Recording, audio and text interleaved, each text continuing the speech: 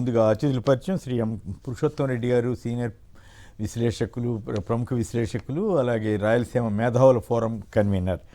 శ్రీ మల్లాది విష్ణు గారు, YSR Congress party senior నేత, శాసనసభ మాజీ సభ్యులు, అలాగే గతంలో ప్రణాళికాభివృద్ధి సంఘం మాజీ ఉపాధ్యక్షులు. సో ముందుగా పురుషోత్తం రెడ్డి గారు, ఈ కాక్రోచ్ జనతా పార్టీ ఆందోళన కానీ ఇవన్నీ ఏ రూపం సంతరించుకుంటున్నాయి?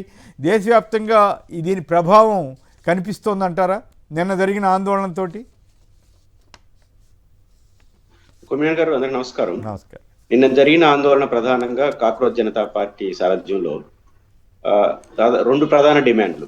ఒకటి, దేవేంద్ర ప్రధాన్ గారు రిజైన్ చేయాలని, అదేవిధంగా చనిపోయిన విద్యార్థులు ఎవరైతే ప్రభుత్వ నిర్లక్ష్యం కావచ్చు లేదా వ్యవస్థ లోపం వల్ల కావచ్చు, చాలా చిన్న వయసులో తాము పరీక్ష రాసినా కూడా రిజల్ట్స్ ఇట్లా కావడం, రద్దు కావడం. 22 లక్షల మంది విద్యార్థులు దేశవ్యాప్తంగా నీట్ పరీక్ష రాశారు. 22 లక్షల మంది విద్యార్థులు నీట్ పరీక్ష రాస్తే దానిపైన ఏం చర్యలు తీసుకున్నారు? లీక్ అయిందన్నారు, మళ్ళీ పరీక్ష పెట్టారు. కానీ ఈ మధ్యలో ఆ విద్యార్థి ఎంత మానసిక వేదనకు గురైంటాడు.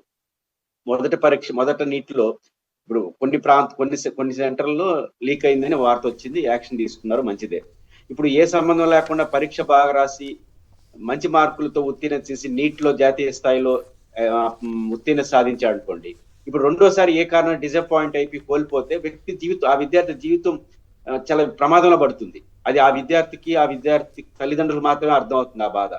అలాంటి క్లిష్టమైన విషయం ముందుకు వచ్చినప్పుడు ప్రభుత్వం రెస్పాన్సిబిలిటీ తీసుకోవాలి. 22 లక్షల మంది జీవితాలు ఇబ్బంది పడినప్పుడు దేవేంద్ర ప్రధాన్ కానీ అధికారులపై ఏం చర్య తీసుకున్నారు?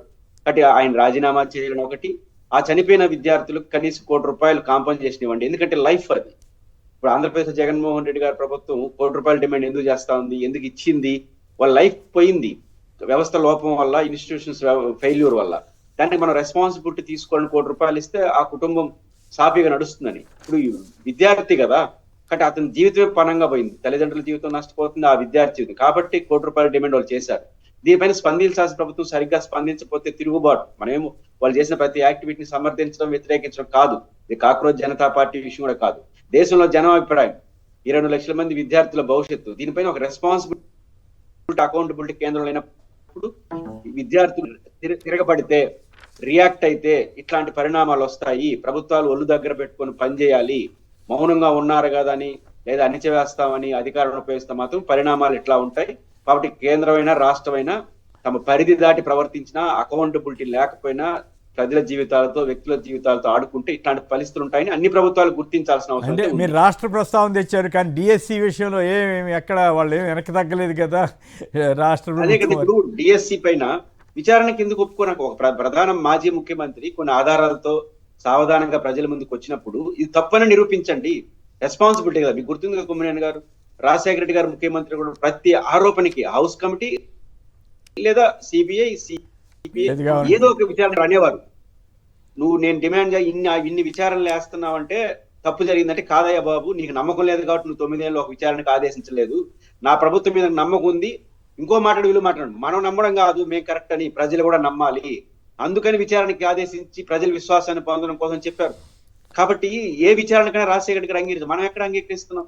బుల్డ్రోజ్ చేసి పడేస్తున్నాం. నేను జగన్ గారు చెప్పింది కరెక్ట్ తప్పని కాదు. ఒక మాజీ ముఖ్యమంత్రి ఆరోపణ చేసినప్పుడు మేము ఆన్సర్ చేయము, మేము ఎట్లే చేసుకుంటా పోతామంటే ఆయన చెప్పాడు కదా, కాక్రోచ్, అది రుజువు అయింది. ఈరోజు ఆంధ్రప్రదేశ్ లో అది రిఫ్లెక్ట్ ఇంకో సందర్భంలో జరగచ్చు. చెప్పాడు కదా, దూరదృష్టిలో చెప్పాడు, గెస్ చెప్పాడు, కాక్రోచ్లు వస్తాయని చెప్పాడు. సిమ్టమ్స్ ఇదే. Cockroach Janata party technical issue ఇక్కడ. కానీ ఆ రోజు ఆయన చెప్పినాడు, ఈరోజు ఢిల్లీలో లెక్కపడింది, రేపు ఆంధ్రాలో లెక్క కాదా? రైట్. ఆంధ్రప్రదేశ్ ప్రభుత్వం ఆలోచించాలి. రైట్. దేవాదాయ నిధులను పథకాలకు దోచిపెడుతున్నారు. తల్లికి వందనం కోసం 26 కోట్లు మళ్లింపు. ప్రభుత్వంపై విహెచ్పి, బజరంగ్ దళ్ మండిపాటు. విష్ణు గారు చెప్పండి, గత 2 రోజులుగా ఈ వార్తలు వస్తా ఉన్నాయి. వివిధ స్కీములకు మరి మతం గురించి, హిందూ సనాతన ధర్మం అదని ఇదని, అసలు హిందూ దేవాలయాలకు సంబంధించిన నిధులు తీయటానికే వీల్లేదని చెప్పిన వాళ్ళు ఇప్పుడు ఎట్లా స్కీములకు మళ్ళీ ఇస్తున్నారని చెప్పి విశ్వ హిందూ పరిషత్తు, బజరంగ్ దళ్ వాళ్ళు చేస్తున్న విమర్శల మీద మీ కామెంట్ ఏమిటి? సార్, గత ప్రభుత్వంలో, జగన్మోహన్ రెడ్డి గారి ప్రభుత్వంలో ఈ బ్రాహ్మణ్ కార్పొరేషన్ అనేది ఇలాంటి ఆరోపణలు వస్తున్నాయి, అవాస్తవాలు మాట్లాడుతున్నారనే ఉద్దేశంతో ఎండోమెంట్స్ డిపార్ట్మెంట్ నుంచి ఈ ఈడబ్ల్యూఎస్ దాంట్లోకి మార్చడం జరిగింది. దాన్ని ఏదో పెద్ద నేరం కింద రీసౌండ్ వస్తుంది, ఏదో పెద్ద నేరం కింద దాన్ని దుష్ప్రచారం చేస్తూ జగన్మోహన్ రెడ్డి గారి గవర్నమెంట్ గురించి ఆయనకు సంబంధించినటువంటి రకరకాలైనటువంటి అంతా కూడా దుష్ప్రచారం చేశారనమాట. సరే, ఈ ప్రభుత్వం వచ్చిన వెనువెంటనే అంటే మొన్న మధ్య సంవత్సరాల తర్వాత మళ్ళీ దాన్ని తీసుకెళ్లి బ్రాహ్మణ్ కార్పొరేషన్లో కలపడం జరిగింది.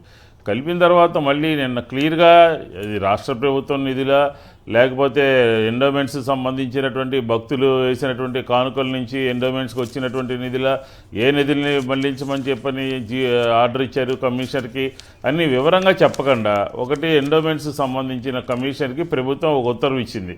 అది 23 కోట్ల రూపాయలు ఎండోమెంట్స్ నుంచి బ్రాహ్మణ కార్పొరేషన్కి పంపించండి అని చెప్పాను. దీని మీద స్పష్టత లేకుండా ప్రజలందరూ ఏమనుకుంటున్నారు, కానుకలుగా వేసినటువంటి భక్తులు సమర్పించినటువంటి ఎండోమెంట్స్కి సంబంధించినటువంటి నిధులన్నీ కూడా ఈ రకంగా ఎందుకు దుర్వినియోగం చేస్తున్నారు, గత ప్రభుత్వంలో మీరు అలా చెప్పారు, ఇప్పుడు ఇలా ఎందుకు చేస్తున్నారు అని చెప్పని ప్రశ్నిస్తూ ఉన్నారు. మనం ప్రశ్నించడం కాదు, వాళ్ళ దాంట్లో భాగస్వామ్యంగా ఉన్నటువంటి భారతీయ జనతా పార్టీకి సంబంధించినటువంటి సంస్థలు, విశ్వ హిందూ పరిషత్ కానీ బజరంగ దళ కానీ వాళ్ళకి సంబంధించినటువంటి నాయకులే చెప్తా ఉన్నారు. నేను కూడా నిన్న క్వశ్చన్ చేశాను, దీని మీద అసలు ప్రభుత్వం వివరణ ఇవ్వాలి, జరిగిన విషయం ప్రజలకు చెప్పాలి, లేదంటే అపోహలు వస్తాయి అని చెప్పాను. కానీ ఇంతవరకు ప్రభుత్వం మౌనంగా ఉంది. ఖచ్చితంగా ఇది దేవాదాయ శాఖకు సంబంధించినటువంటి నిధులు అవి ఉంటాయి అని చెప్పని మేము చెప్తా ఉన్నాం, ఒక పక్క విశ్వ హిందూ పరిషత్ చెప్తుంది, బ్రాహ్మణ సంఘాలు చెప్తా ఉన్నాయి. కాబట్టి దీని మీద ఒక వివరణ అనేది ఖచ్చితంగా ఇవ్వాలి. ఇవ్వకపోతే మాత్రం ఇది ఈ రకమైనటువంటి ఉత్తర్వులని, ప్రభుత్వం ఇచ్చినటువంటి ఉత్తర్వులని వెనక్కి తీసుకోవాల్సినటువంటి అవసరం ఉంది. లేదా మంత్రి గారు కూడా స్పందించాలి. ఎట్లా ఉత్తర్వు ఇచ్చి గత ప్రభుత్వ హయాంలోనేమో ఇబ్బడిముబ్బడిగా ప్రభుత్వం మీద ఆరోపణలు చేసి ప్రభుత్వం మీద బురద జల్లి మళ్ళీ తిరిగే ఈరోజు వేరే విధంగా పాత విధానాన్ని ఏ విధంగా కొనసాగిస్తారు అని చెప్పని కూడా క్వశ్చన్ చేస్తా ఉన్నాం. రైట్. పురుషోత్తం రెడ్డి గారు, కొమ్మిగారు, దేవాదాయ శాఖ నిధులు కానీ లేకపోతే టెంపుల్ నిధులని అక్కడున్న అడ్మినిస్ట్రేషన్ ఖర్చులు భక్తుల సౌకర్యాలకే పరిమితం చేయాలనేది కాన్సెప్ట్. కొన్ని సందర్భాల్లో ఆదాయం బాగుండి ఉదాహరణ తిరుమల తిరుపతి దేవస్థానం ఉంది, తిరుపతి తిరుమల అభివృద్ధికి కేటాయిస్తే భక్తుల సౌకర్యాలు బాగా ఉంటాయి, ప్రభుత్వానికి కొంచెం ఖర్చు తక్కువ చేసుకోవచ్చు. ఈ ప్రయత్నం గతంలో జగన్మోహన్ రెడ్డి గారి అధికారంలో ఉన్నప్పుడు టీటీడీలో ఆ ప్రయత్నం జరిగితే దానిపైన రాద్ధాంతం చేసినారు. అట్లాంటి దాని తప్పులు ఇప్పుడు సింహాచలం భూములు ఉంటాయి, ఆ చుట్టుపక్కల విజయవాడ కృష్ణదుర్గ గుడి ఉంది విజయవాడ ప్రాంతంలో, అంటే ఆ భక్తులు ఏ గుడికి వస్తారో దాని చుట్టూ జరిగే పరిణామాలు ఖర్చు పెట్టే ప్రయత్నం చేస్తే ప్రభుత్వానికి కొంచెం ఖర్చు తగ్గుతుంది, హేతుబద్ధంగా ఉంటుంది, భక్తులు రిలేటెడ్ అంతవరకే పరిమితం కావాలి దేవాలయం. మిగిలిన అడ్మినిస్ట్రేషన్, ఉదాహరణ దేవాలయాల ఆదాయాలు ఒకే పద్ధతిలో ఉండవు. కొమ్మేణి గారు, ఈ రోజు బాగుండొచ్చు, రేపు బాగాలేకపోతే ఆ వ్యవస్థ కుప్పకూలిపోతుంది. కాబట్టి ఫిక్స్డ్ డిపాజిట్ల విషయంలో కానీ వాటి నిర్వహణల విషయంలో కానీ చాలా జాగ్రత్తగా ఉండాలి. గతంలో టీటీడీలో ఒక ఘటన జరిగినప్పుడు జగన్మోహన్ రెడ్డి గారు దాన్ని సరిదిద్ది ఆ బ్యాంకులో యాక్సిస్ బ్యాంకులు అనుకుంటాను ఎస్ బ్యాంక్ లో సుబ్బారెడ్డి గారు వచ్చిన తర్వాత దాన్ని చేంజ్ చేయడం వల్ల అన్ని 100 కోట్ల రూపాయలు సేవ్ అయినాయి. కాబట్టి ఫిక్స్డ్ డిపాజిట్ నిర్వహణలో కానీ ఖర్చుల విషయంలో ఆ ప్రాంతంలో ఆ టెంపుల్ రిలేటెడ్ భక్తులు రిలేటెడ్ ఉన్న వారికే పరిమితం కావాలి. మిగిలింది అడ్మినిస్ట్రేషన్ భక్తుల సౌకర్యాలు పరిమితం అయ్యే పద్ధతిలో ఉండాలి. దానికి భిన్నంగా మన అవసరాల కోసం డైవర్ట్ చేస్తే ఎక్కడికి అదుపుంటుంది, రేపు ఇబ్బంది పడితే వ్యవస్థ నాశనైపోయే అవకాశం. దీనిపైన ప్రభుత్వం, అందులో మంది మామూలు ప్రభుత్వం కాదు కదా, ఈ 3 పార్టీల్లో ఒక ఆయన సనాతన ధర్మం, ఇంకో పార్టీ హిందూ మతం ఉద్ధరణ కోసం ఉన్న పార్టీలు, కానీ ఇంతమంది ఉండి మరి వాళ్ళిద్దరిని మించి ఈయన మాట్లాడుతున్నారు కదా ఈ మధ్య కాలంలో చంద్రబాబు గారు. మన సార్ పరిస్థితి ఏంటంటే ఇప్పుడు వాళ్ళతో ఉన్నాడు కాబట్టి మాట్లాడతారు, లేకపోతే మాట్లాడితే రేపు సైన్స్ ముందుకు వచ్చేస్తుంటారు, అది ఇబ్బంది ఏం లేదు. అంటే వీళ్ళిద్దరు ఒరిజినల్ కదా, సమస్య కంటే మాట్లాడాలి కదా. రైట్.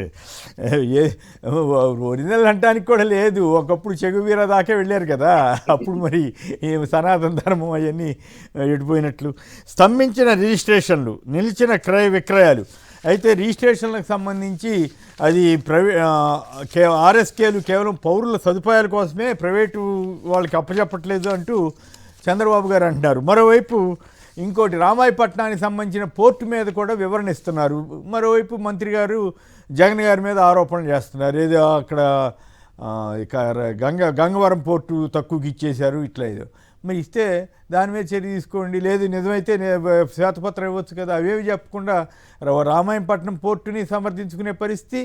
అంటే ఏ రకంగా సమర్థించుకుంటున్నారో పేపర్లో ఇవాళ వార్తలు వచ్చినాయి, సోషల్ మీడియాలో సైతం.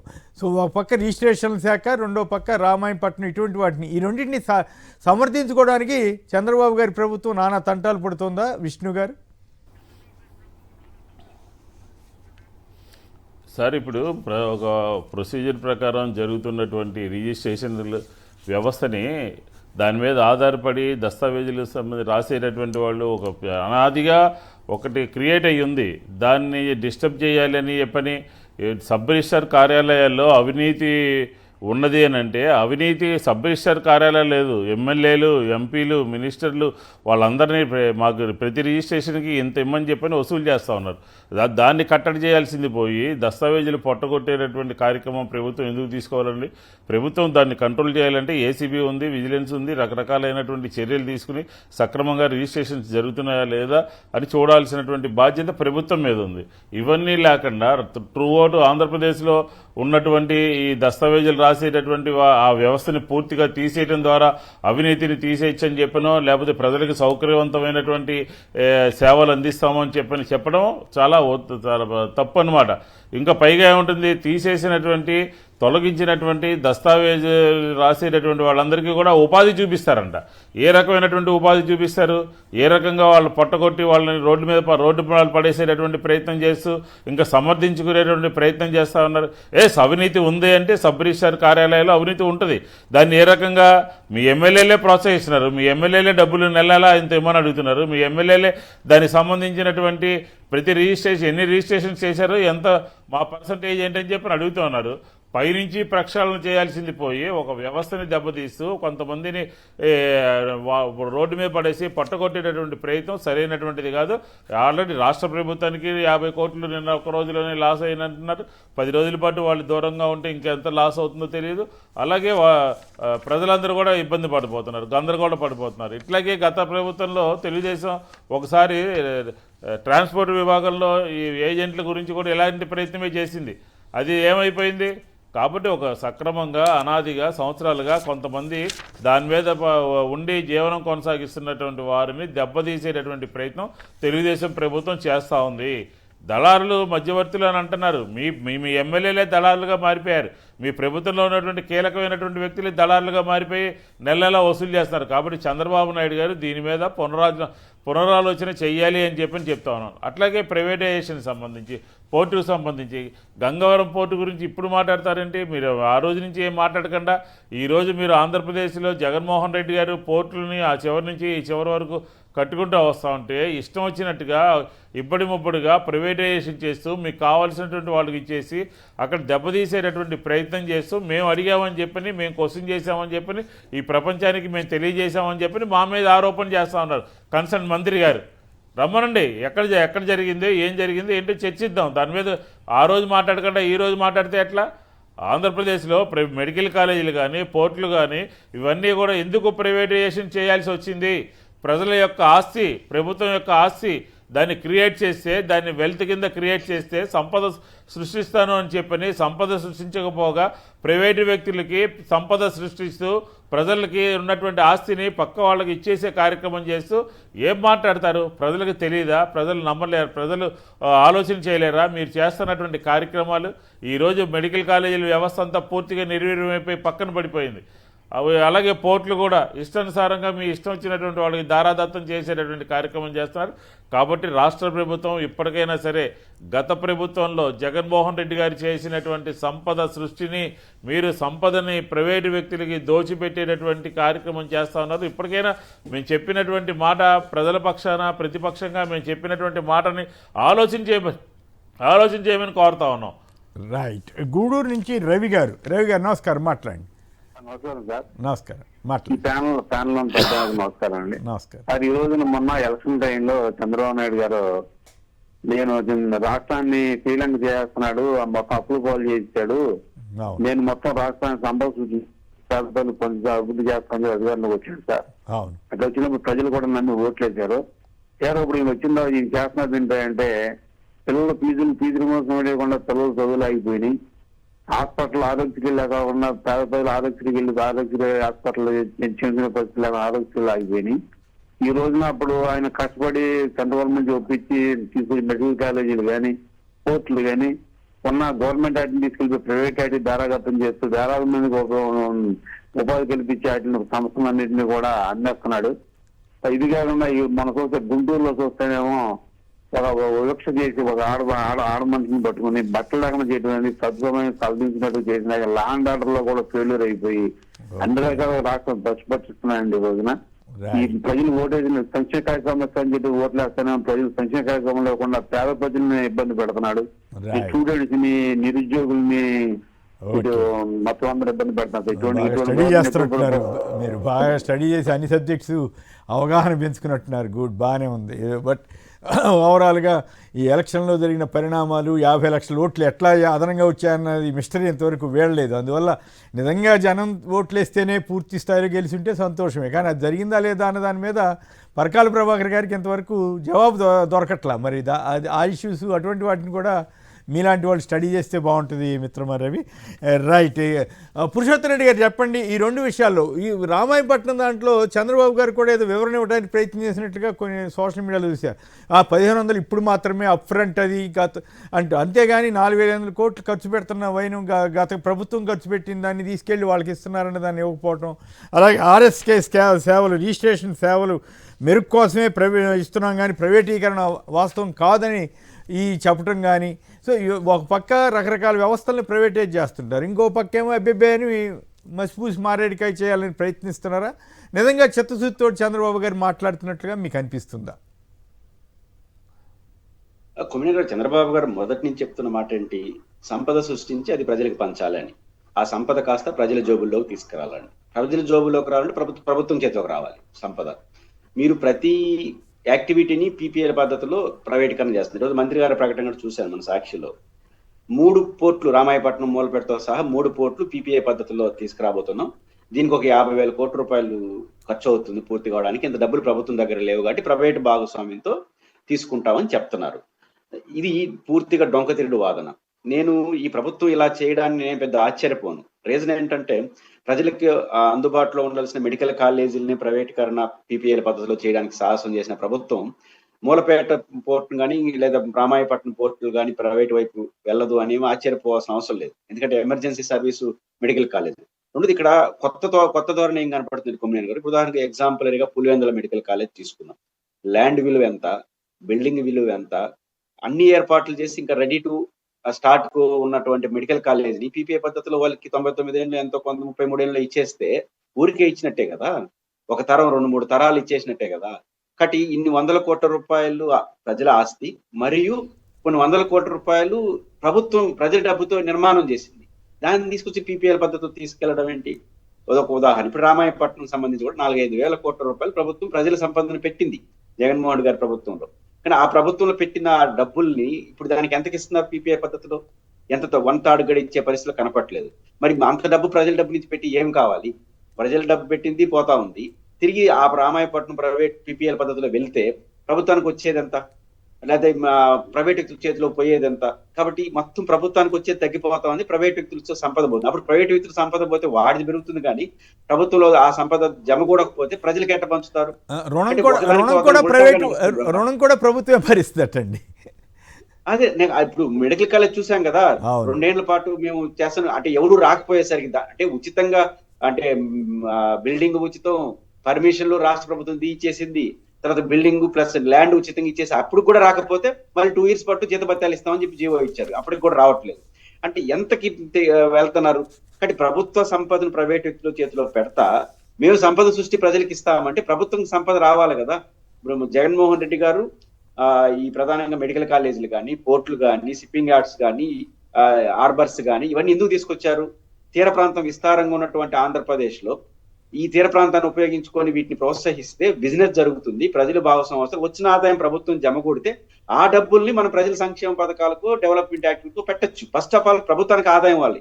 ఈ ప్రభుత్వం అధికారంలోకి వచ్చిన నుంచి ప్రభుత్వానికి ఆదాయాన్ని పెంచే ఒక చర్య, ప్రైవేట్ వ్యక్తులకు ఆదాయం పెంచే చర్యలు వడివడిగా జరుగుతుంది. మెడికల్ కాలేజ్ కావచ్చు, పోర్టులు కావచ్చు, అన్ని ప్రైవేటీకరణ. ఇప్పుడు ఆర్టీసీలో పీపీఏ పద్ధతులు కావచ్చు, ఏదైనా సరే ప్రైవేట్ వ్యక్తులకు ఆదాయాన్ని పెంచే కార్యక్రమం కనబడుతుంది తప్ప ప్రభుత్వానికి ఆదాయం పెంచే దానివల్ల అన్ని జిఎస్టీ దగ్గర అన్ని ఆదాయాలు పడిపోతున్నాయి.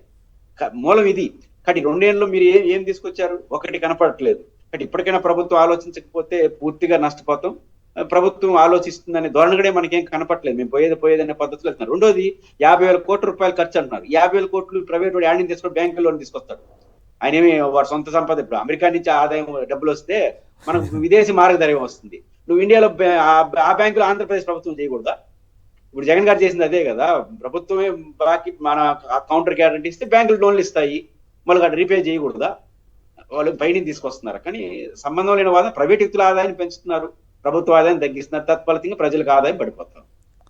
రిజిస్ట్రేషన్కి సంబంధించి కూడా ఒక్క నిమిషం అడుగుతుంది. దీని గురించి మీరు మాట్లాడడానికి ముందుగా వెంకయ్య గారు గన్నవరం నుంచి. వెంకయ్య గారు నమస్కారం, మాట్లాడండి. నమస్కారం సార్. మీకు సాక్షి టీవీ ప్రేక్షకులందరికీ, అక్కడ పాల్గొన్నటువంటి ప్రతినిధులకి ముందుగా నా యొక్క హృదయపూర్వకమైన నమస్కారాలు తెలియజేస్తూ, ఈ 1857 సంవత్సరంలో బ్రిటిష్ వాడు ఏర్పాటు చేసినటువంటి రిజిస్ట్రేషన్ చట్టం ఇవాళకి కూడా అమలు జరుగుతూ 169 సంవత్సరాల నుంచి కంటిన్యూ అవుతుంది సార్. 12,000 కోట్ల రూపాయలు ప్రతి సంవత్సరం ప్రభుత్వానికి ఆదా వచ్చేటువంటి ఈ దస్తావేజుల యొక్క రిజిస్ట్రేషన్ శాఖలో ఇవాళ ప్రభుత్వం దారుణమైనటువంటి నిర్ణయం తీసుకొని జీవో 396 ద్వారా 1,00,000 మంది ఈ రాష్ట్రంలో దస్తావేజు లేఖలు ఉన్నారు. మరి మా దగ్గర ఆపరేటర్స్ కానీ హెల్పర్స్ కానీ కలిపితే మొత్తం 5,00,000 మంది ఇవాళ పట్టుకొట్టేటువంటి కార్యక్రమాన్ని ప్రభుత్వం తీసుకుందనేది ఈ సందర్భంగా అందరికీ తెలియజేస్తామండి. దస్తావేజులు గోప్యత పోతుంది ముందు ఈ చట్టం ద్వారా. ఇవాళ ప్రతి ఒక్క వ్యక్తి కూడా తన యొక్క స్థిరచరాస్తుల గురించి ఒక గోప్యత ఉంటుంది. ప్రైవేట్ వాళ్ళకి ఇస్తే ఏమవుతుందండి? అది ప్రైవేట్ వాళ్ళ దగ్గర ఈ ప్రజల యొక్క యావత్తు స్థిరచరాస్తుల యొక్క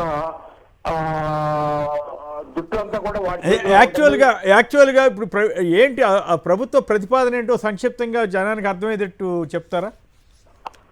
ఆ ప్రభుత్వం ఒక ప్రతిపాదన ఏం లేదండి, ప్రైవేట్ వాళ్ళకి ఇచ్చేసేస్తున్నారండి. ఎవరిని? మొత్తం డిపార్ట్మెంట్ లో ఆఫీసులు కూడా అప్పచెప్తారా, లేకపోతే మీ ఆఫీసులు కూడా? జిల్లా ఇప్పుడు 28 జిల్లా ఆఫీసులు ఉన్నాయండి రాష్ట్రంలో. 294 సబ్ రిజిస్టర్ ఆఫీసులు ఉన్నాయి. అవును. స్టాఫ్ వచ్చేసరికి 3,500 4,000 మంది వరకు ఉన్నారండి. వాళ్ళు వేరే డిపార్ట్మెంట్ లోకి అడ్జస్ట్మెంట్ చేస్తారట. అయ్యో, మొత్తం రిజిస్ట్రేషన్ డిపార్ట్మెంటే ఉండదు. అంటే డైరెక్ట్ డిపార్ట్మెంటే ఉండదండి, అంతా ప్రైవేట్ వాళ్ళ చేతిలోకి వెళ్ళిపోతుంది. ఇదంతా వెళ్ళిపోతే అప్పుడు మీకు వచ్చే నష్టం ఏంటి? మాకేముండదండి, ఆ ప్రైవేట్ వాళ్ళు కొంతమందిని అపాయింట్మెంట్ చేసుకుని వాళ్ళు చూసుకుంటారు, తీసుకుంటాడట. ఓకే, అవును. రెస్పాన్సిబిలిటీ ప్రభుత్వ పరంగా ఉండే రెస్పాన్సిబిలిటీ ప్రైవేట్ వాళ్ళతో ఎట్లా ఉంటుంది? ఉన్నదండి. ఇవాళ సబ్ రిజిస్టార్ తప్పు చేశాడనంటే జిల్లా రిజిస్టార్ కి, డిఐజీకి, ఐజీకి, కన్సల్ట్ మినిస్టర్ కి ప్రభుత్వానికి అప్పీల్ చేసుకొని వాళ్ళ సస్పెండ్ చేయటం, వాళ్ళ ఆస్తుల్ని రాబట్టి నష్టపోయిన వారికి ఇప్పించడం అనేటువంటిది ప్రభుత్వ పరంగా జరుగుతూ ఉంటది. ఓకే. కానీ రేపు ప్రైవేట్ వాడిది ఏంటంటే కంప్లైంట్ లేదండి, డైరెక్ట్ గా ఇక పబ్లిక్ కోర్టుకి వెళ్ళాలి. నాకు ఈ నష్టం జరిగిందని కోర్టుకి వెళ్ళాలి. ఓహోహో. మరి ఇప్పుడు మరి ఈనాడు వాళ్ళు వాళ్ళంతా మీకు చంద్రబాబు గారి వాదననే ప్రముఖంగా ఇస్తున్నారు కదా, రిజిస్ట్రేషన్ల సేవల మెరుగ్గే కానీ ప్రైవేట్ వాళ్ళకి అప్పచెప్పట్లేదు అనే దాంట్లో అప్పచెప్పట్లేదు, వాస్తవం లేదని అంటున్నారు చంద్రబాబు గారు. ఎంతవరకు మరి మీరు కరెక్టా, ఆయన కరెక్టా? జియో నంబర్ 396 ఒకసారి ఓపెన్ చేసి గూగుల్లో ఉంటది కదండి, ఓపెన్ చేసి చూసుకుంటే దాంట్లో స్పష్టంగా ఉన్నాయండి నేను చెప్పిన అంశాలన్నీ కూడా. ఓకే, సో ఇవన్నీ కూడా ప్రమాదకరమైన ధోరణికి వెళ్తున్నాయి అంటున్నారు. అవునండి. అంటే గతంలో జగన్ గారి టైంలో ఈ గ్రామ సచివాలయ స్థాయికి రిజిస్ట్రేషన్ వ్యవస్థ తీసుకురావాలని ప్రయత్నం చేస్తే చంద్రబాబు గారు తీవ్రంగా వ్యతిరేకించారు కదా. మరి ఇప్పుడు ఆయన ఏకంగా ప్రైవేట్ వాళ్ళకి ఎట్లా అప్పచెప్తానికి ఆలోచన చేస్తున్నట్లు? అప్పుడు ఏం చెప్పారంటే సార్, అప్పుడు కూడా జగన్మోహన్ రెడ్డి గారు సచివాలయ రిజిస్ట్రేషన్ చేసుకుంటూనే ఇది కూడా చేసుకోవచ్చు. అవును అవును. అప్పుడు మేము గ్రామంలోకి వెళ్ళైనా చేయొచ్చు, హెడ్ క్వార్టర్ చేసుకోవచ్చు అండి. మా యొక్క పొట్టగొట్టే కార్యక్రమాన్ని ఆనాడు ప్రభుత్వం చేయలే. అవును. సో ఇప్పుడు దీనివల్ల చాలా ఒకటి ప్రజల ఆస్తులకి ప్రమాదం జరుగుద్ది అనేది మీ అభిప్రాయం, అంతే కదా? ఖచ్చితంగానండి. రెండు మీలాంటి వాళ్ళకి స్థిరాస్తుల వ్యవహారం బహిర్గతమై ప్రైవేట్ చేతుల్లోకి వెళ్ళిపోతుందండి. ఓకే, మీలాంటి వాళ్ళకి 1,00,000 మందికి పైగా ఉపాధి కోల్పోతారు.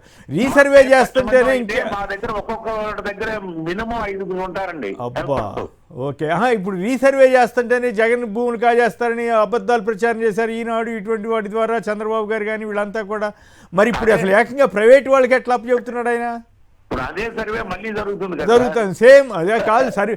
నాకు మిత్రుడు చెప్పాడు, సర్వే చేయట్లేదు, పాడు చేయట్లేదు అంట. ఆఫీసర్లు ఆల్రెడీ ఇంతకుముందు చేసిన దాన్ని తీసుకొచ్చి వాళ్ళు స్టాఫ్ ఉంటారు కదా, ఆ పుస్తకం మీద పేజీ మార్చేసి ఇదే సార్ తీసుకెళ్ళిపోండి, ప్రత్యేకించే సర్వే జరుగుతుంది, చాలా తక్కువ అండి, అదే అది కరెక్ట్గానే జరిగింది కాబట్టి దాన్నే అనుసరిస్తున్నామని కొందరు చెబుతున్నారట. మరి ఎంతవరకు కరెక్ట్ కాదని అది ఇదే సరే, అది వేరే సబ్జెక్ట్ అనుకోండి. కానీ మీరు చెబుతున్న దాని ప్రకారం రిజిస్ట్రేషన్ల వ్యవస్థకు సంబంధించి చాలా ప్రమాదకరమైన ఆలోచన. అన్ని ప్రైవేటైజేషన్ లాగానే ఇది కూడా ప్రైవేటైజ్ చేస్తున్నారా? దయచేసి లైన్లో ఉండండి. ఒకవేళ పురుషోత్తమ రెడ్డి గారికి ఏదైనా డౌట్ వస్తే మీరు సమాధానం ఇద్దరు. కానీ పురుషోత్తమ రెడ్డి గారు చెప్పండి, చాలా ప్రమాదకరమైన ఆల్రెడీ జీవో కూడా ఇచ్చేశారట. దీన్ని మీరు ఎట్లా ఏ రకంగా చూస్తారు? మీ విశ్లేషణ ఏమిటి? కొమ్మినేని రాష్ట్రానికి ఆదాయంతో పాటు ప్రజల ఆస్తుల రక్షణకు సంబంధించినటువంటి అంశం దాదాపు 1,00,000 మంది సహాయకులుగా ఉండే వాళ్ళ యొక్క భవిష్యత్తు. ఒకటి రెవెన్యూ డిపార్ట్మెంట్ లో కానీ ప్రధానంగా సబ్ రిజిస్టర్ ఆఫీసుల కేంద్రంగా ప్రజలు తీవ్రమైన ఇబ్బందులు పడుతున్నారన్నమాట నిజం. దీన్ని ప్రభుత్వం సాగ్గా చూపించి ప్రజల ఇబ్బందులు తొలగించి మరింత మెరుగైనటువంటి శాస్త్రీయ పద్ధతిలో మార్గాలు ఎత్తుకుంటా ఉందా? దీన్ని సాగ్గా చూపించి మొత్తం వ్యవస్థని ధ్వంసం చేసి వ్యక్తుల చేతిలో పెట్టేస్తా ఉందా? ఇది మౌలికమైన ప్రశ్న. ఇప్పుడు గతంలో ప్రభుత్వం పారదర్శకంగా ఉండడం కోసం దీని యొక్క పరిధిని తగ్గించి గ్రామ సచివాలయం వరకు, అంటే అందుబాటులో ప్రజల్లోకి తీసుకెళ్లిపోతే ఒత్తిడి ఉండదు, అధికారులు ఇష్టారాజ్యంగా పనిచేయడానికి అవకాశం ఉండదు. గ్రామ సచివాలయం తీసుకెళ్లడం ఇంకోటి కూడా ప్రయత్నించారు. అప్పుడు సిఎస్ జవహర్ రెడ్డి గారు వాళ్ళు ఉన్నప్పుడు ఏ నియోజకవర్గంలో ఏ సబ్ రిజిస్టర్ పరిధిలో ఉన్న ల్యాండ్స్ అక్కడే కాకుండా ఎక్కడి నుంచి ఎక్కడైనా రిజిస్ట్రేషన్ చేసుకునే ఒక ఆలోచన కూడా చేశారు. తద్వారా ఒత్తిడి తగ్గించే ప్రయత్నం. అంటే వద్దన్నా కాదన్నా రాజకీయ నాయకుల ఒత్తిళ్లు ఈరోజు కరప్షన్ కేంద్రంగా నెంబర్ 1 కేంద్రాలుగా మారిపోయినాయి అనేది అందరికీ తెలుసు. కానీ దీన్ని మార్చే ప్రయత్నం చేస్తారా, పెంచే ప్రయత్నం చేస్తున్నారా? ఇప్పుడు మనకు ఇప్పటికీ ఎమ్మెల్యేల చేతిలో పెట్టేసి వాళ్ళ పత్రికలో రాశారు అనేక సార్లు, డబ్బు లేకపోతే ఒక రిజిస్ట్రేషన్ కాదు, ఈ రిజిస్ట్రేషన్ సబ్ రిజిస్టర్లకి ఎంత ఇవ్వాలి, ఇవే రాస్తున్నారు రోజు. ఎమ్మెల్యే గారి పర్మిషన్ లేకపోతే ఏమి జరగదు, పోలీసు వారు పని చేయరు, రిజిస్ట్రార్ ఆఫీసులు పని చేయు, అట్లా అయిపోయింది వ్యవస్థ అని మీరే రాస్తున్నారు. దానిగా సర్దిద్దాలి ఫస్ట్. మీరేమంటారు? ఎమ్మెల్యేలు చెప్పినట్టు ట్రాన్స్ఫర్ చేయొద్దండి, సగం కరప్షన్ ఆగిపోతుంది, సబ్ రిజిస్టర్ పద్ధతిగా ఉంటారు. ఇప్పుడు చాలా చోట్ల విన్నాను, సస్పెండ్ అయిన 3 సార్లు 4 సార్లు పోస్టింగ్ ఇస్తా ఉంటారు. ఏడలేని విచిత్రమైన పద్ధతి సబ్ రిజిస్టర్ కార్యాలయం మనకు కనిపిస్తా ఉంటుంది. కాబట్టి ఒక అసౌకర్యం ఉంది కాబట్టి దాన్ని సాగ్గా చూపించి దాన్ని సమీక్ష చేసే పద్ధతిలో పేరుతో మొత్తాన్ని ఎసురు పెట్టే పనులు చేస్తున్నట్టున్నారు వీళ్ళు. కాబట్టి పారదర్శకంగా జరగాలంటే ఎమ్మెల్యేల పెత్తనం తగ్గాలి, రాజకీయ ఒత్తిళ్లు తగ్గాలి, కరప్షన్ వచ్చినప్పుడు యాక్షన్ తీసుకోవాలి. మీ గత ప్రభుత్వం ఆలోచించినట్టుగా డీలింగ్ చేసుకుంటూ గ్రామ సచివాలయాల వరకు పని ఒత్తిడిని తగ్గించి ప్రాధాన్యతను మార్చాలి. ఎక్కడి నుంచి ఎక్కడైనా రిజిస్ట్రేషన్ తీసుకోవడం, ఇట్లాంటి చర్యలు తీసుకోవడం ద్వారా రెండో సర్వే కరెక్ట్ గా చేసేస్తే. ఇప్పుడు జగన్ గారు ఎందుకు రిస్క్ తీసుకొని, ఏ ప్రభుత్వం చేయనంత రిస్క్ తీసుకున్నాడు? ప్రధానమైన సర్వేలు కరెక్ట్ గా లేకపోవడం, పట్టాలు సరిగ్గా లేకపోవడం, ఇవన్నీ సెట్ చేసేస్తే వీళ్ళ పాత్ర తగ్గిపోతుంది. రెవెన్యూ పాత్ర కానీ అప్పుడు పాత్ర ఎక్కువ, మీ అవసరం ఎక్కువ ఉంటేనే కదా మీకు నేను బ్రైబ్ ఇవ్వడానికి ట్రై చేస్తాను. మీ చేతిలో ఏకపక్షంగా అధికారం అది లేకుండా చేసే ప్రయత్నం ఆయన చేసినాడు. మీరు మరింత పెంచుతున్నారా ఒకసారి ఆలోచించాలి. అంటే ప్రైవేట్ వాళ్ళకి అప్పచెబితే అవినీతి ఎట్లా పోతుంది? నాకు అర్థం కాలేదు. ఇటువంటి విషయాలు ఏదో వాహనాల రిజిస్ట్రేషన్ అంటే కొనుగోలు వ్యవహారం వాళ్ళతో డైరెక్ట్గా ఉంటుంది కాబట్టి కొన్ని చోట్ల అట్లాంటి ప్రయోగాలు జరుగుతున్నాయి. కానీ భూములకు సంబంధించి ఇట్లాంటి ప్రయోగాలు చేయటం, 1,00,000 మంది డాక్యుమెంట్ రైటర్లకి ఉపాధి దెబ్బతింటాం, 2 ఈ అవినీతి ఎట్లా అరికడతారు? ప్రైవేట్ వాళ్ళనైనా మేనేజ్ చేయొచ్చు కదా, మేనేజ్ చేయడానికి పైగా వాళ్ళకి బాధ్యత కూడా తక్కువ ఉంటుంది కదా. అంటే ప్రైవేటీకరణ ఎట్లుంటుందంటే ప్రైవేటీకరణ అధికారిక వసూలు స్టార్ట్ అవుతాయి. అంటే దానికి ఒక పేరు పెట్టి సౌకర్యాలు పెంచి దానికి ఒక పేరు పెడితే మనం అధికారికంగా ఇస్తాం, మనకు దానికి ఇష్టపడతాం. సర్వీస్ ఛార్జ్ 10 రూపాయలు 20 రూపాయలు అడిగితే అది అవినీతి అవుతుంది. వాడు ఒక యూజర్ ఛార్జ్ ఏదో పేరు పెట్టి 50 రూపాయలు అనుకున్నాడు అనుకో, అది మనం ఫ్యాషన్ గా ఇచ్చే పద్ధతి కూడా వస్తుంది కదా. మరి అంటే ఇప్పుడు వెంకయ్య గారు చెప్పినట్టుగా ఈ రిజిస్ట్రేషన్ శాఖకు సంబంధించి జరుగుతున్న పరిణామాలు ప్రమాదకరంగానే ఉన్నట్లా అనుకోవాలా? ఖచ్చితంగా మీరు మార్పుని పతనం వైపు తీసుకెళ్తున్నారా, డెవలప్మెంట్ వైపు తీసుకెళ్తున్నారా? కాబట్టి రెవెన్యూలో ఏదైతే గత ప్రభుత్వం సీరియస్ గా తీసుకున్నప్పుడు ఏదో రాజకీయ ఆరోపణలు చేసి దాన్ని ఆపేసి ఇప్పుడైనా దాన్ని కొనసాగించి దాన్ని స్ట్రెంథన్ చేసేస్తే ఇవన్నీ రావు. దాన్ని స్ట్రెంథన్ చేయకుండా మీరు ఇతర మార్గాలు ఎత్తుకుంటే మళ్ళీ ఇంత కొత్త సమస్యలు వస్తాయి. రైట్. వెంకయ్య గారు ఫైనల్గా చెప్పండి, మీరు ఎట్లా ఈ ఆందోళన కంటిన్యూ చేయదలిచారా, ఎట్లా ఏ రకంగా కంటిన్యూ చేస్తారు? 31 తారీఖు వరకు కూడా ఈ నిరసన దీక్షల్లో తెలియజేయాలని చెప్పేసి రాష్ట్ర సంఘం మొత్తం కూడా దశాబ్ద లేఖల సంఘం నిర్ణయించింది సార్. ఓకే. ఒక్కొక్క మాట అండి, ఈ ఇంతకుముందు ప్రభుత్వం ఉన్నప్పుడు సిఎస్ గా జవహర్ రెడ్డి గారు ఉన్నప్పుడు ఒక ఆయన తెలిసిన ఆయన ద్వారా సచివాలయాలకు రిజిస్ట్రేషన్ లో అనుమతి ఇచ్చినప్పుడు నేను వెళ్ళి కలిశాను సార్, పర్మిషన్ తీసుకొని. ఓకే. కలిసి సార్ చెప్పండి జగన్మోహన్ రెడ్డి గారికి, మరి చాలా మంది మేము ఉపాధి కోల్పోయే పరిస్థితులు ఉంటాయనంటే ఆయన ఏమన్నారనంటే, గ్రామ సచివాలయాల్లో కానీ ప్రస్తుతం ఉన్న రిజిస్ట్రేషన్ ఆఫీసుల్లో కానీ డాక్యుమెంట్ రైటర్లు ఏది చూసుకోవచ్చు, మేము దానికి అభ్యంతరం పెడతలా, ప్రజలకి దగ్గరగా తీసుకెళ్లాలనే ఆలోచనతో మాత్రమే చేశాం మేము.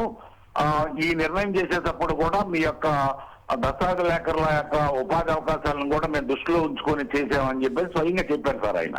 ఓకే. సో ఇప్పుడైతే మొత్తం అసలు గవర్నమెంట్ ఎంప్లాయీసే ఉండరా, రిజిస్ట్రేషన్ డిపార్ట్మెంట్ ఉండరండి, ఇంకా నిజమా? ఎంప్లాయీసే ఉండరండి, వాళ్ళని అడ్జస్ట్ చేస్తారంట. 3,500 నుంచి 4,000 లోపు ఉన్నారంట స్టాఫ్ జిల్లా రిజిస్టర్ ఆఫీసులో కానీ. 294. మరి ప్రజల్లో ఎట్లాంటి ఫీలింగ్ ఉంది దీని మీద?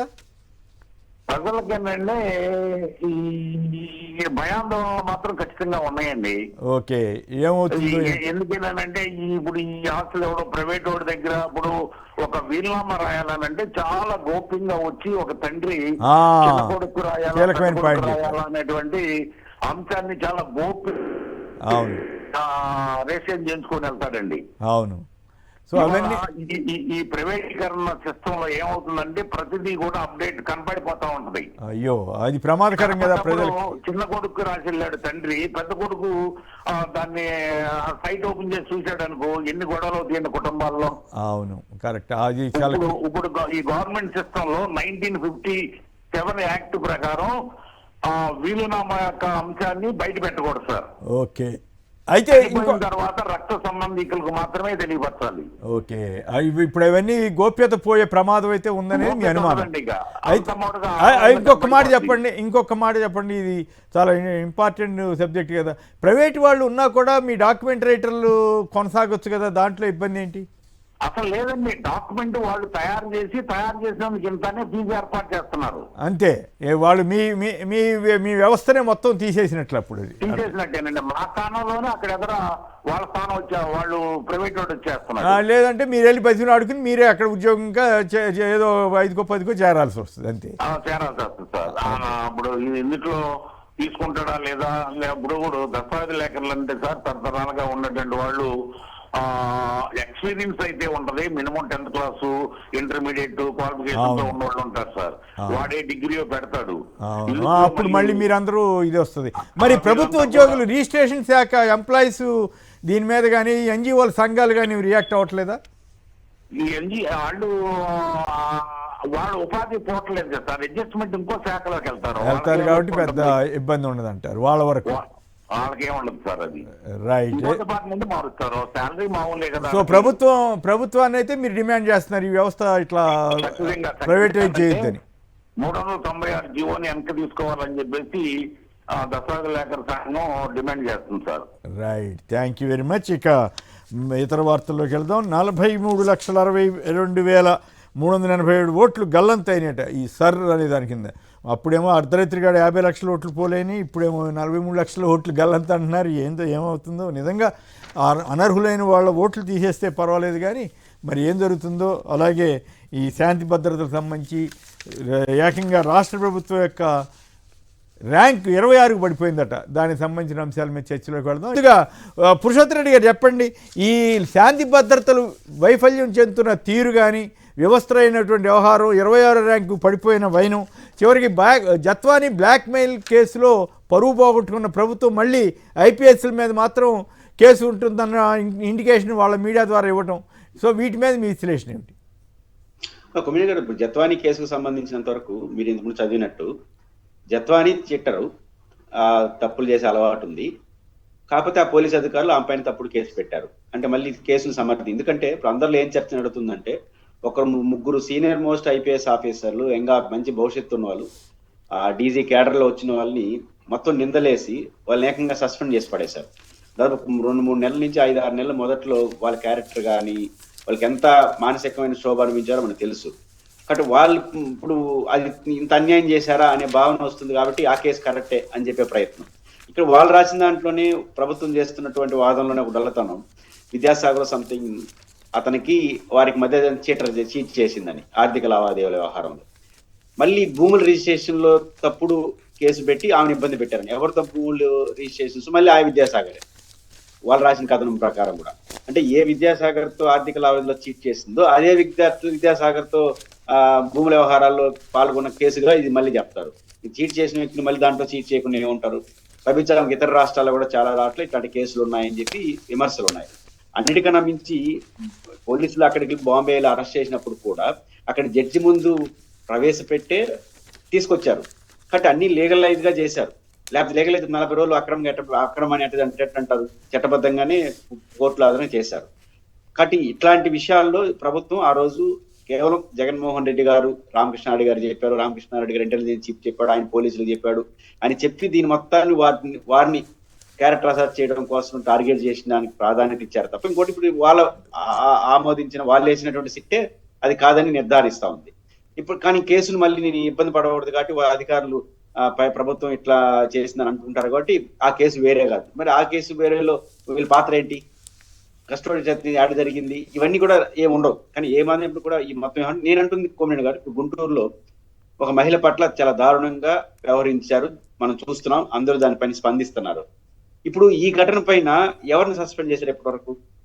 ఇప్పుడు జత్వానీ కేసులో మీ అనుమానాలు, అర్థం లేని అనుమానాలతో 3 IPS సస్పెండ్ చేసి పడేశారే, మరి గుంటూరులో మన కళ్ళ ముందు ఇంత దారుణంగా జరిగింది కదా, ఎవరు తప్పు ఎవరు ఒప్పు నేను జరగట్లా, ఏం యాక్షన్ జరిగినాయి?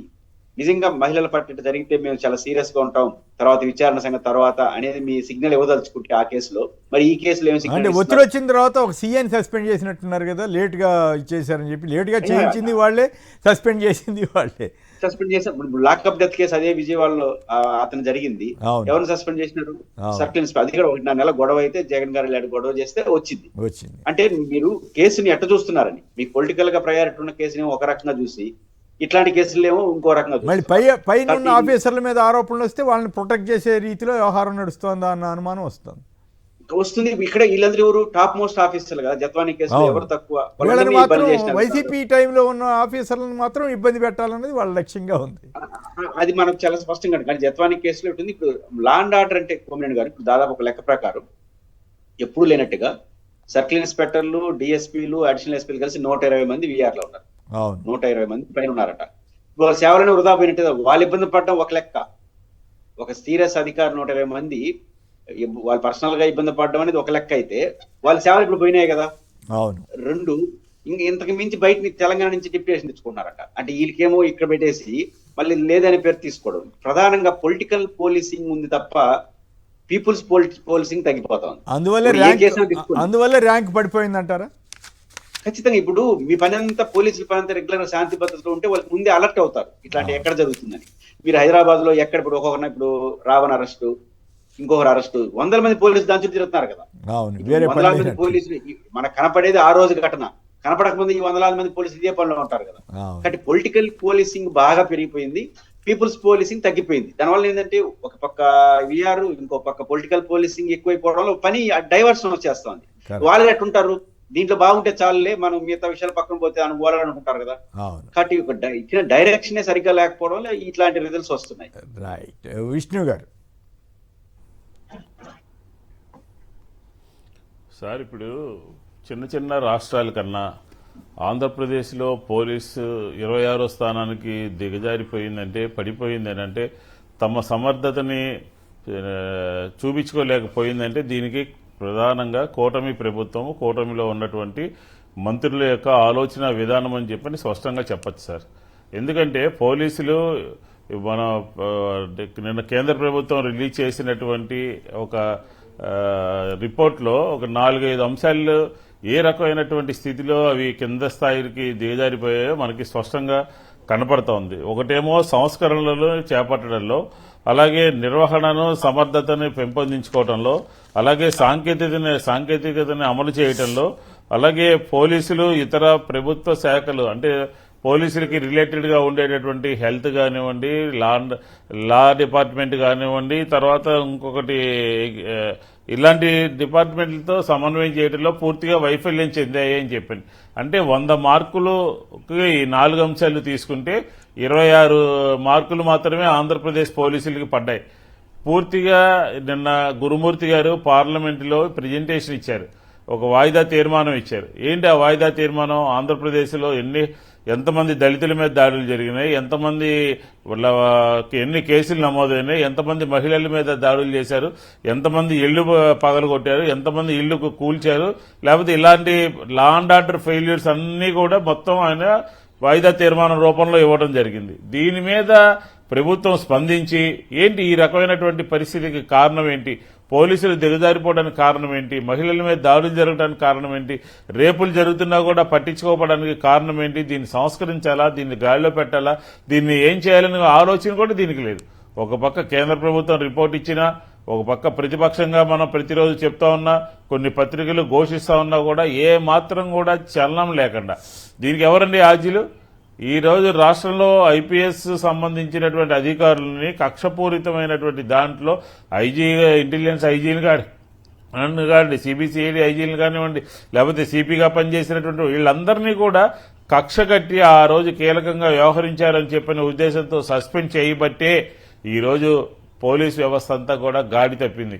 గాడి తప్పడం అంటే చూడండి, నిన్న తెనాలిలో దళిత యువకులను కొట్టినటువంటి రాములు నాయక్ సోషల్ మీడియాలో ఏ రూపం దాల్చి కనపడతా ఉన్నాడు. అలాగే పల్నాడులో అది ఒక సబ్ నిజమేనండి. ఇన్స్పెక్టర్ని ఆ ఉద్యోగం ఘటన నుంచి ఈ కాదు ప్రభుత్వం కాదు డిస్మిస్ చేసింది. విష్ణు గారు ఆ ప్రస్తావన తెచ్చారు కాబట్టి అడుగుతున్నా. అది పేపర్లో అయితే కనపడలేదు, సోషల్ మీడియాలో వస్తూ ఉంది. అది వాస్తవమైన ఆరోపణ లేదా ఎవరైనా అన్యాయంగా అట్లాంటివి పెట్టారు ఆ వీడియో?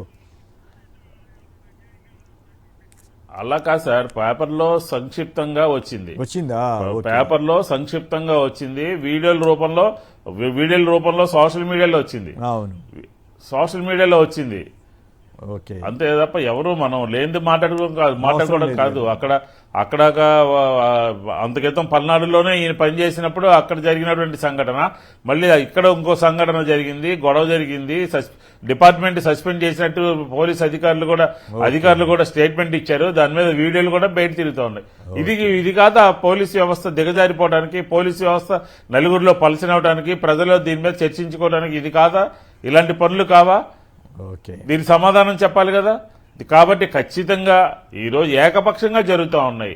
ఈరోజు పార్లమెంటులో గురుమూర్తి గారు మాట్లాడినటువంటి కూడా అక్షర సత్యాలే. ఈ 2 సంవత్సరాల కాలంలో పోలీసుల సమక్షంలోనే దాడులు చేస్తా ఉన్నారు, పోలీసుల సమక్షంలోనే ఇళ్లు తగలు పెడతా ఉన్నారు. అంబటి రాంబాబు గారు కానీ, జోగి రమేష్ గారు కానీ, ఇంత తదితరుల సంబంధించిన ఇవన్నీ కూడా లా అండ్ ఆర్డర్ దిగజారిపోవడానికి, 26 స్థానానికి పడిపోవడానికి, సాంకేతికతను అందిపుచ్చుకోకపోవడానికి, టెక్నికల్ గా బలపడిపోవడానికి పోలీసు యంత్రాంగం ఎంత షార్ప్ గా తయారవ్వాలి, ఎంత నిష్పక్షపాతంగా ఉండాలి, ఎంత దేని కింద ఎఫెక్టివ్ గా ఉండాలి, ఇవన్నీ కూడా వదిలేసి తెలుగుదేశం నాయకుల యొక్క కనుసన్నల్లో పనిచేస్తూ వాళ్ళకు ఉన్నటువంటి ఇమేజ్ ని కూడా దిగజార్చుకున్నది ఆంధ్రప్రదేశ్ పోలీస్ వ్యవస్థ అని మనకు స్పష్టంగా కనపడతా ఉంది. ఓకే, ఫైనల్ గా పురుషోత్తమ రెడ్డి గారు సంక్షిప్తంగా చెప్పండి. గల్లంతు ఈ 43 లక్షల ఓట్లు గల్లంతు అంటున్నారు, గల్లంతు అయినట్లా లేకపోతే